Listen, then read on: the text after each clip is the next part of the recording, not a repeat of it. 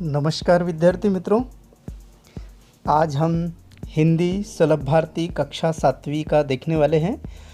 इसके अंतर्गत पाठ 6 पृथ्वी से अग्नि तक, इसका पूरा व्याकरण और स्वाध्याय आपको इसमें देखने को मिलेगा। और वीडियो को आप पूरा देखिए, अगर बीच में छोड़ देंगे तो आपको समझ में नहीं आएगा। तो सबसे पहले हम शब्द वाटिका की तरफ चलते हैं।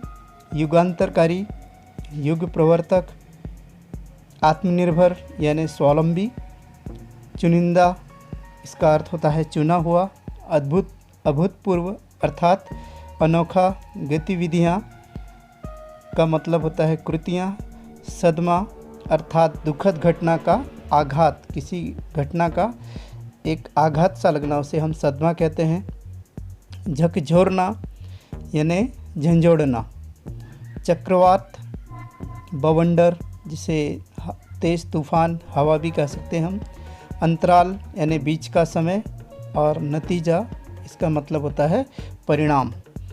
इसके बाद हम मुहावरा है, इसमें एक मुहावरा देखिए, मुहावरे का वाक्य में प्रयोग करना है आपको। तो दाव पर लगाना, दाव पर लगाना इसका अर्थ होता है कुछ पाने के बदले में कुछ लगाना, यानी कुछ पाना है हमें, उसके बदले में कुछ लगाना। तो इसका वाक्य में प्रयोग होगा, गांधी जी ने देश की आज़ादी के लिए अपना जीवन दांव पर लगा दिया, यानी देश को आज़ाद करने के लिए उन्होंने अपना जीवन जो था वो दांव पर लगा दिया। इसके बाद में देखिए एक प्रश्न है, सही विकल्प चुनकर वाक्य फिर से लिखो। तो इसमें वाक्य में आपको 2 ऑप्शन दिए हुए हैं, आपको सही ऑप्शन चुनकर सही उत्तर लिखना है। पृथ्वी प्रक्षेपण के लिए श्रीहरिकोटा अंतरिक्ष केंद्र से विशेष सुविधाएं स्थापित की। तो इसमें थुम्बा और श्रीहरिकोटा 2 पर्याय हैं, तो इसमें जो पर्याय है श्रीहरिकोटा इसका उत्तर है। दूसरा है, सिर्फ 600 सेकंड की भव्य उड़ान ने हमारी सारी थकान को पल में धो डाला। यहाँ पर भी 2 पर्याय है, मिनट और सेकंड्स। तो इसमें से सेकंड्स सही उत्तर है और इसे हमें रिक्त स्थान में लिखकर पर्याय को पूर्ण करना है। इसके बाद देखिए बच्चों, 3-4 वाक्य में उत्तर लिखो। ये प्रश्न यहाँ पर दिए हुए हैं, इनके उत्तर आपको कॉपी में लिख लेना है। भारत को चुनिंदा राष्ट्र के समूह में किसने पहुँचा दिया? तो इसका उत्तर है अंतरिक्ष उद्योग और मिसाइल आधारित सुरक्षा प्रणालियों ने भारत को चुनिंदा राष्ट्रों के समूह में पहुंचा दिया। इसमें दूसरा प्रश्न है, टीम के साथ डॉक्टर कलाम जी ने कौन सा अनुभव बांटा? तो टीम के साथ डॉक्टर कलाम जी ने प्रक्षेपण यान SLV-3 के बारे में अपना अनुभव बांटा। इसके बाद अगला प्रश्न देखिए, है जो अग्नि का प्रक्षेपण पहले स्थगित क्यों करना पड़ा? यानी अग्नि का जो प्रक्षेपण होने वाला था उसे स्थगित करना पड़ा था पहले, तो क्या कारण था उसका?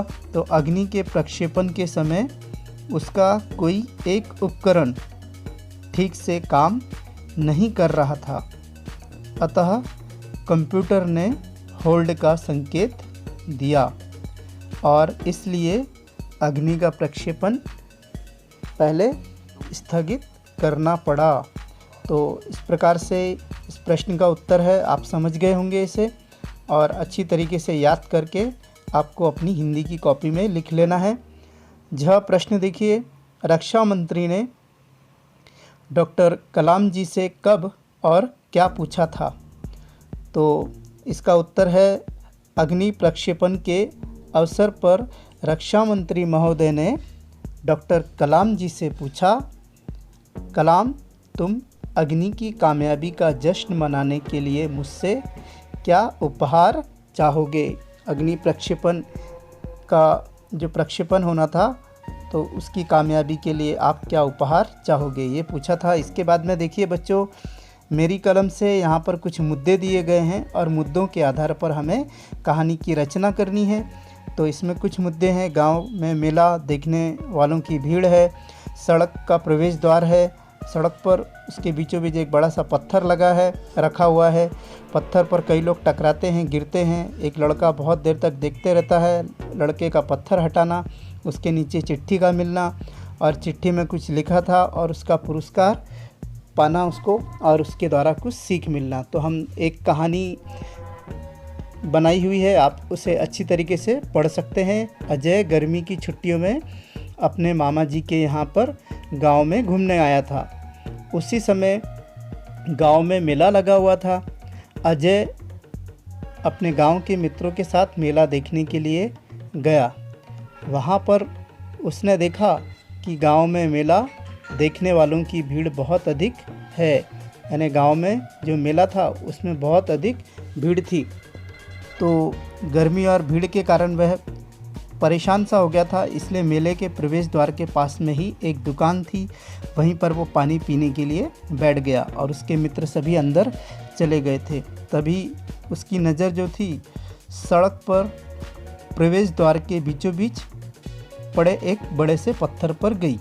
तो जो सड़क पर प्रवेश द्वार था जिसमें से लोग मेला देखने के लिए अंदर जा रहे थे, तो देखने वालों में लोग उसी प्रवेश द्वार के अंदर से आ जा रहे थे।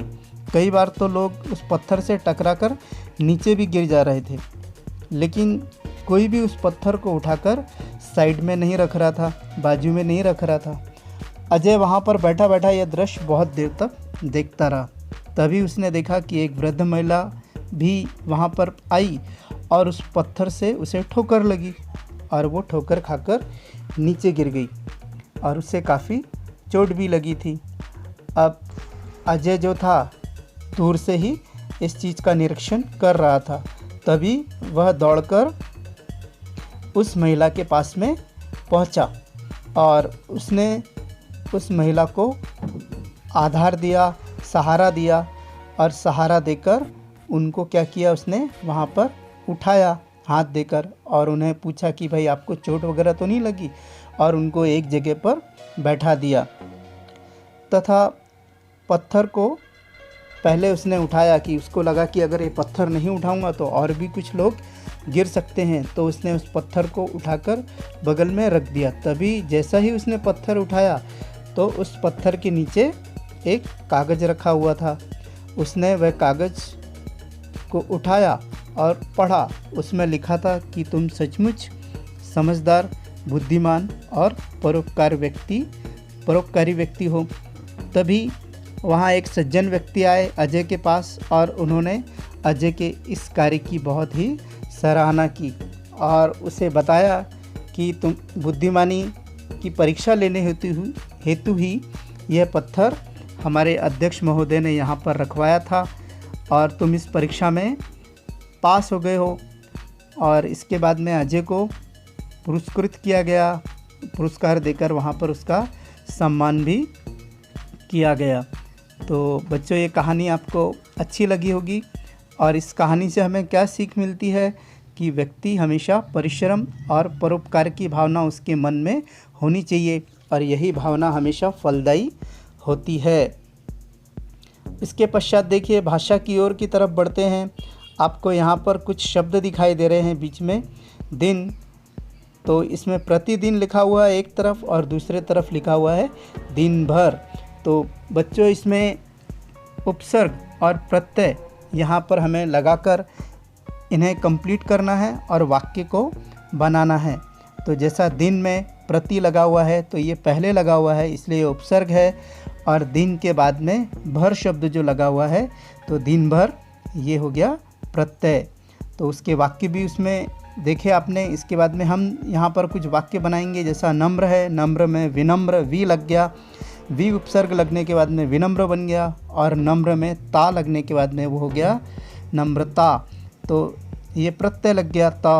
अब आपका पुत्र बहुत ही विनम्र है, यह इसका विनम्र का वाक्य बन गया। उसके बाद में उसने नम्रता से जवाब दिया। तो ये प्रत्यय का उपसर्ग और प्रत्यय के हमने वाक्य देखे। इसके बाद में डर में नी लग गया पहले उपसर्ग, तो एक निडर एक नया शब्द बन गया, और डर में ना प्रत्यय लग गया तो एक और नया शब्द तैयार हो गया। तो इसका वाक्य देखिए, मीनल बहादुर और निडर लड़की है। और ये उपसर्ग वाला वाक्य हो गया। और प्रत्यय वाला है तुम्हें पढ़ाई से डरना नहीं चाहिए।